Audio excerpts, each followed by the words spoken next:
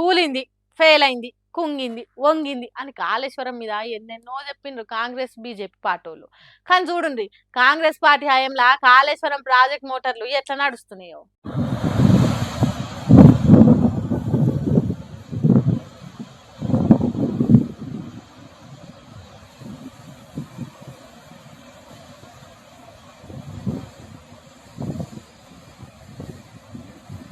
లక్షల కోట్లు వృధా ఖర్చు చేసినందుకేనా నీళ్ళు ఇట్లా ఎత్తిపోస్తున్నది? కాళేశ్వరం ప్రాజెక్టు బీఆర్ఎస్ పార్టీలకు ఏటీఎం అయినందుకేనా ఇప్పుడు మోటార్లు నడుస్తున్నది? అక్కరకు రాని ప్రాజెక్ట్ అయినందుకేనా నీళ్ళు ఎగిరెగిరి పడుతున్నది? ఇదేనా కాంగ్రెస్ బీజేపీ పార్టీలు చెప్పిన పని చేయని ప్రాజెక్టు? ఇదేనా సుక్క నీళ్ళు ఎత్తిపోయని ఉత్త ప్రాజెక్టు? చక్కదనంగా నీళ్ళు ఎత్తిపోస్తున్నది. వరదలు వచ్చినప్పుడు రిజర్వాయర్లను నింపుకునే పని చేస్తా అన్నది. పోయినసారే కాళేశ్వరం ప్రాజెక్టును కానకుండా రైతులు పంటలు ఎండి పశువులను మేపిండ్రు.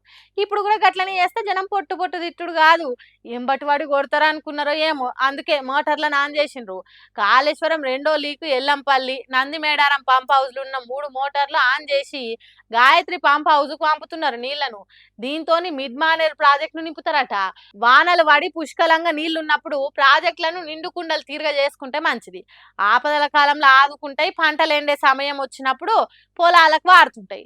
అప్పుడు కేసీఆర్ ఎటువంటి ఆలోచన చేసిండో ఇప్పుడు కాంగ్రెస్ సర్కార్ దాన్ని అమలు చేస్తున్నది. మరి కాళేశ్వరం ప్రాజెక్టు పనికి రాకుండా అయిందని అన్నారు కదా కాంగ్రెస్ పార్టీ వాళ్ళు. అంటే ఓ దిక్కు కూలింది అనుకుంటేనే ఇంకో దిక్కు మోటార్లు ఆన్ చేసిండ్రు కాబట్టి అప్పుడు అట్లా అని ఇప్పుడు ఇట్లా ఎందుకు చేస్తున్నదో వాళ్ళకే తెలియాలి కదా.